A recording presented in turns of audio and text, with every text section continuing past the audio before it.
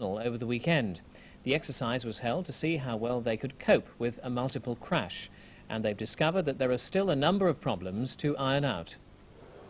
It was a nightmarish scene, a multiple pile-up right in the middle of the 400-metre tunnel. 6 cars, one of them on its side. Also a coach, a tanker full of non-hazardous material, and a lorry with several leaking drums of highly poisonous waste. There were 25 casualties, all of them gruesomely and realistically made up. The exercise was called for by the fire brigade. The aim of the exercise is 3 aims. First of all is to test the resources of the various services, that's the fire, the police and the ambulance, to deal with an incident. To test the liaison between the 3 services, and finally to confirm that the plan that has been laid down for attending an incident of this sort does work. The operation started from one of the tunnel's emergency phones at 10:30. The call was supposed to produce 8 fire engines, 6 from Cornwall, 2 from Devon, 6 ambulances and police. 12 minutes later, and none of the emergency services had arrived. Does this bode well for the future? In an emergency situation, it wouldn't happen. The time delay wouldn't be there.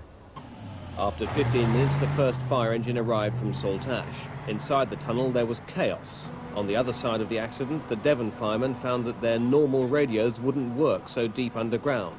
For a while, they couldn't contact their base. But within minutes, the first casualties were being brought out. Because there was no fire, many of the officers were assisting the ambulance men. But with the number of injured, reinforcements were desperately needed. Everything is static in the tunnels. There's no further police assistance required.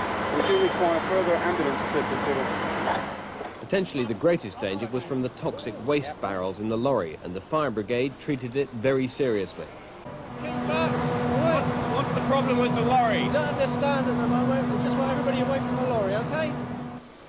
Meanwhile, powerful cutting gear had been brought in to free some of the other accident victims. How realistic is this, do you think?